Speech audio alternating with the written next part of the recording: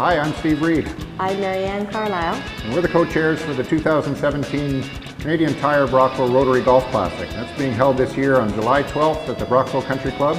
And the proceeds from the tournament this year are going to go to support one of Brockville's neatest new attractions. We're standing here in Canada's oldest railway tunnel below the streets of Brockville. And I got to tell you, this is one of the neatest experiences I've had lately. This is a long tunnel, and this is where the rotary train is going to take tourists up and down in the upcoming months. We've got a kilometer of track or pavement here that the train can run from the north end of the track, taking the tourists all the way down to the waterfront in Blockhouse Island. And Rotary Brockville, we are behind this project.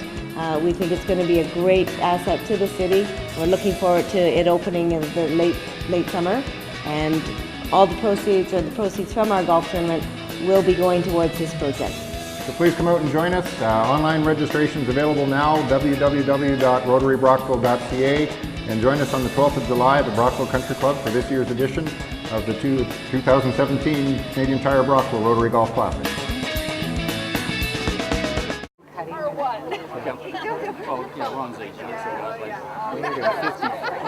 Family and friends of Russ Chartier joined local dignitaries and Brock Trail committee members on Wednesday afternoon to officially dedicate and open the Russ Chartier Memorial Pedestrian Bridge on the Brock Trail. The bridge is located over Buell's Creek between the Stewart Boulevard and Purse Street section of the Brock Trail. Sharon Chartier, widow of the late Russ Chartier, cut the ribbon opening the new bridge, along with her sister-in-law Claudette Williams and Tom Russell, Executive Director of the Thousand Islands Community Development Corporation. Yeah. Okay.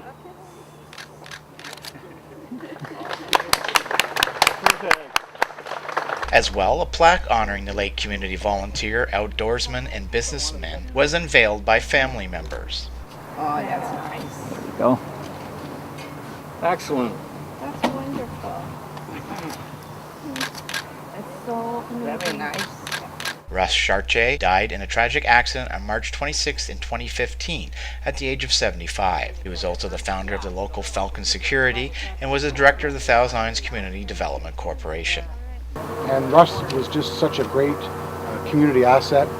He, no matter what I was doing, anytime I saw Russ, he always had a smile. But more importantly, he had words of encouragement because he really truly believed in civic engagement and community activism.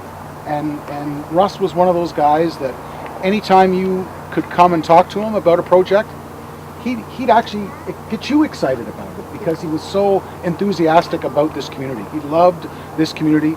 He ran his business, he raised his family, and our community is better because of Russ Chartier. Steve said it quite well about the family being here. This is a great way to commemorate it because I can't tell you how many times Russ has pulled me aside to introduce me to somebody and said, always in a positive way. I am here with such pride and joy to celebrate a giant in our community, Mr. Russ Chartier. Those of you who don't know, Russ was a member of my board of directors for a number of years. Just a wealth of knowledge, a tremendous asset, and really it's fair to say a dear friend. If you knew Russ, and most people here today did know Russ, you'd understand, and it's been echoed in some of the comments earlier today, you'd understand that he wasn't just a wonderful businessman, he wasn't just a wonderful community person, he wasn't just a wonderful family man, he wasn't just a wonderful, all of those things. He was just plain and simple a really wonderful man in general. Chartier's grandchildren spoke for the family at the bridge dedication on Wednesday. I just want to take a moment to thank everyone who's involved with this. This gesture in particular, I know he would be very appreciative of.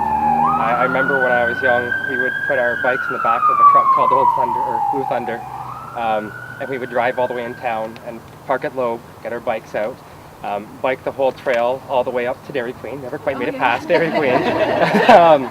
But it's a fond memory that I have, and I know it's something that you'd really, truly appreciate.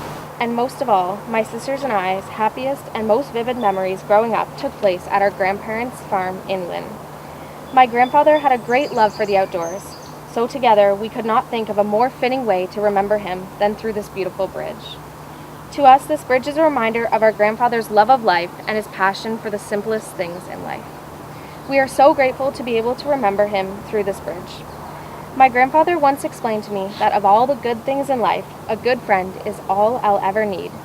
So finally, we would like to thank all of you for joining us this afternoon.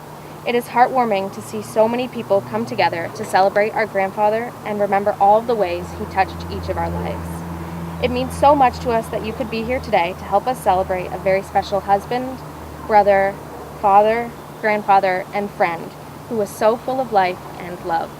Thank you.